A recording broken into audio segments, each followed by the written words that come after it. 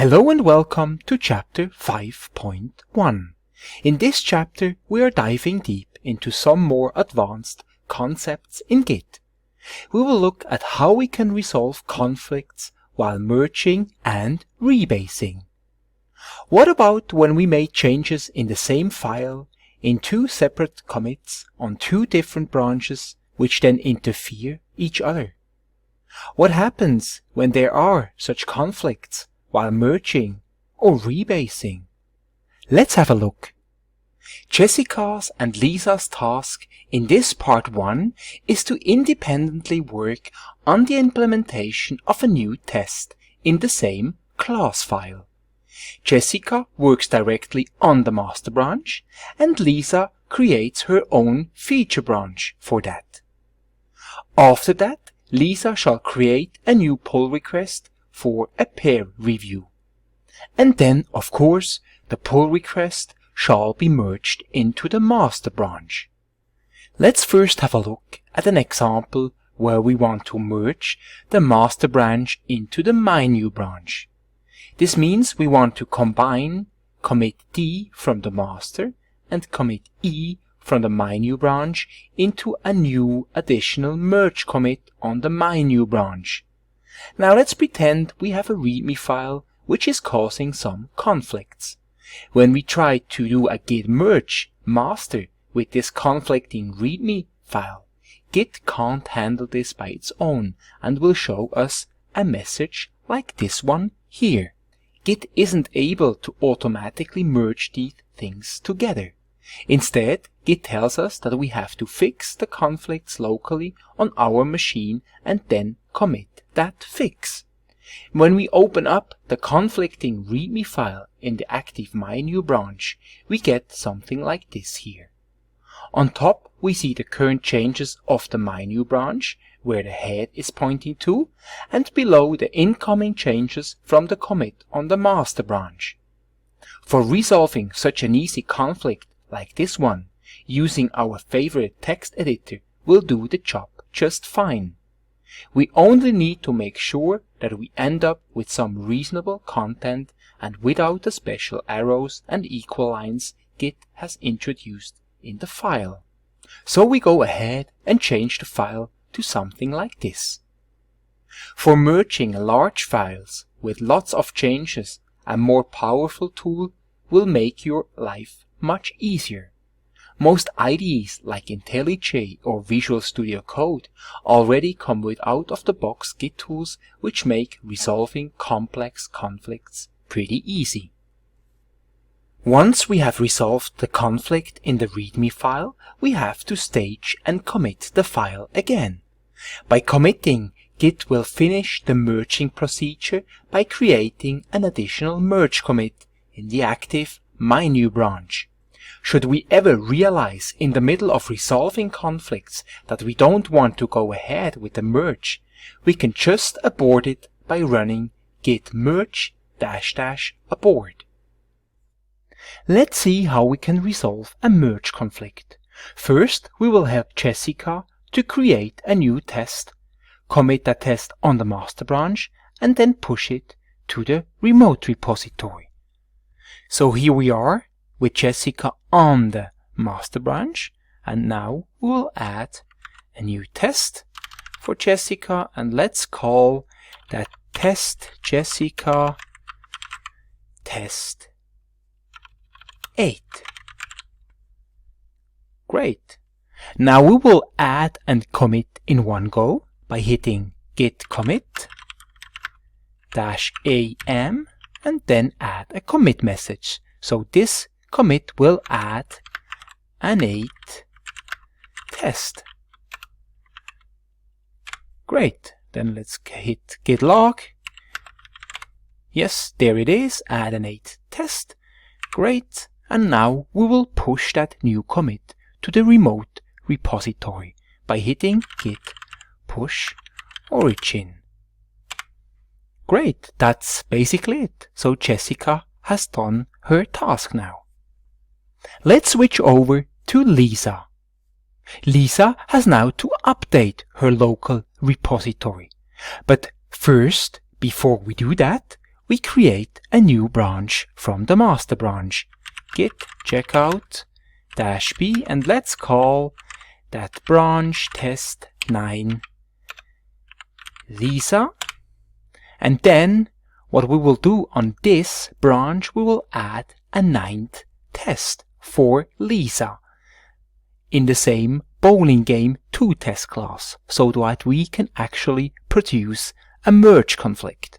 So let's call this test Lisa test 9, and then we will add and commit in one go. We hit git commit -am and say this commit will add a 9th test. Great. And now we have to fetch the new commit from the remote repository master branch into Lisa's local remote repository master branch. By hitting first git fetch, we get the new commit. See, here we are, master to origin master. Then what we will do, we will now git check out the master branch so that we can actually now merge the changes, the new commit from the remote repository master into our local checked out master branch. And git already says your branch is behind one commit and can be fast forwarded. So we just have to hit git merge. Great. And now our local checked out master branch from Lisa is up to date. We go back and check out again the feature branch from before. And now what we want to do is actually to merge the changes, the new commit which is on the master branch into our local feature test9 Lisa branch to see how a merge conflict looks like. Because Jessica and Lisa changed the same file. So for that we just need to hit git merge master. And now there it is. Automatic merge failed. Fix conflicts and then commit the result. So yes, we will do that. So we open up here the bowling game 2 test class, and we can see our head pointer is pointing to the current active local feature test 9 branch here. So these are the changes from Lisa test 9, and public void Jessica test 8. That's the change which Jessica pushed to the remote master branch here. So we remove these extra lines here. So let's say Lisa's test 9 is the correct one and we don't want to have Jessica's test 8. So let's remove that one here. Great. And say, just for fun, this is the awesome implementation of Jessica. Great. So we hit git status to see what we actually have to do now. So what git tells us now is you have unmerged path, fix conflicts and run git commit. So we have already fixed our conflicts. We could also choose git merge -- abort when we want to abort now and don't continue with that. And as we have now a modified file, we first have to hit git add that file. So this time we won't use the dot here. We will use the class name, because usually what the dot does is it will add everything. So if we have several changed files here, it would add all the files to the staging area. And if we want to have a specific file only added to the staging area, we have to specify the name of that file. Then we hit git status again. And yes, we have now staged the changes, and we have to hit git commit again. Git commit. Now Git will open up our default text editor with a merge commit message. So merge branch into the feature test9 Lisa branch. That's correct. Let's close that. And now we can verify that. Git log, and there it is. So what we see now here is that we have now 2 new commits on our feature branch. That's the add a test from Jessica's master branch. Then we have the add a 9th test from Lisa's feature branch. And as we have merged them together and resolved a conflict, we have now an additional merge commit here. So we have mastered successfully our first merge conflict. Resolving conflicts while rebasing looks a bit different, as we don't want to combine through a merge commit 2 commits together, but instead rebase a commit or several commits onto another one. Let's pretend our active branch is again the MyNew branch, and we want to rebase it onto the state of the master branch, which means onto commit D. But we have a conflicting README file. The end result should look like this: changing the parent commit C of commit E to commit D. When we try to do a git rebase master, Git can't handle this conflict by its own and will show us a message like this one here. Git isn't able to automatically merge the 2 changed README files together and therefore complete the rebase. Instead, Git tells us that we have to fix the conflict locally on our machine and then continue to rebase. When we open up the conflicting README file in the active MyNew branch, we get something like this here. What you see here is the inverted version as you saw before when merging. This time we have on top the current changes on commit D on the master branch and below the incoming change from commit E of the active MyNew branch. But why is it inverted now? Well, that is because while rebasing, Git puts the head pointer in a so-called detached state. The head is then not anymore pointing to the MyNew branch, but instead to the commit we want to rebase on.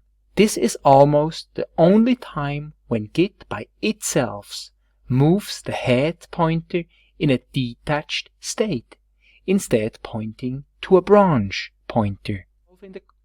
Once we are done resolving the conflicts while rebasing, we then have to add these changes to the staging area and after that do a git rebase -- continue. There is no need to commit, as rebasing does not introduce a merge commit. The conflict will be resolved in the new commit E' created by rebasing. Also here, should we ever want to abort, we can stop and drop everything by hitting git rebase -- abort. So let's help Jessica and Lisa to resolve a conflict while rebasing.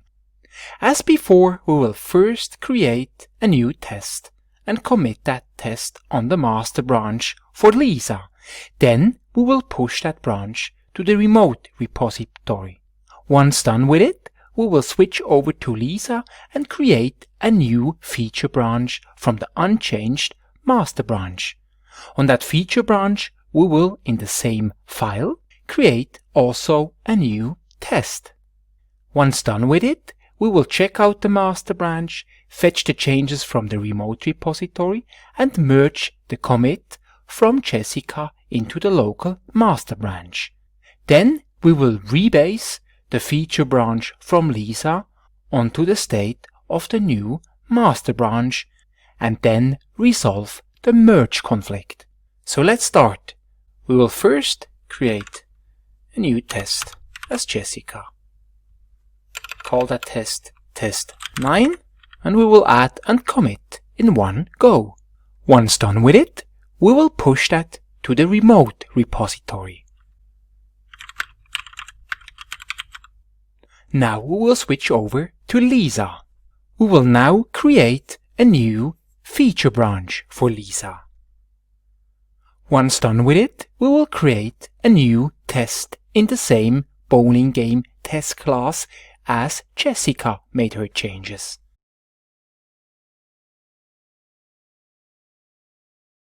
Now we will add and commit onto the feature branch in one go. And then it's time to switch over to the master branch to fetch and merge the new commit from Jessica. Now we will switch back to the just created feature branch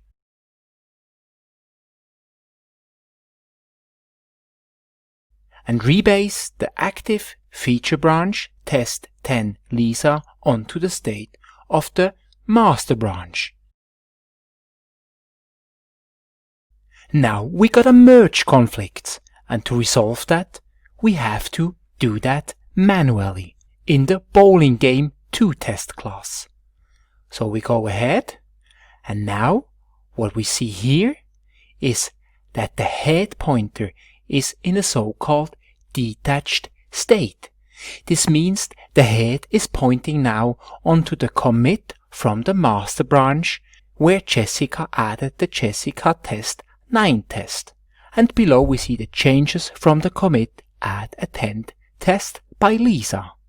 So let's say we want to keep Lisa's 10th test and get rid of Jessica's test 9. So what we have to do is to clean up that file.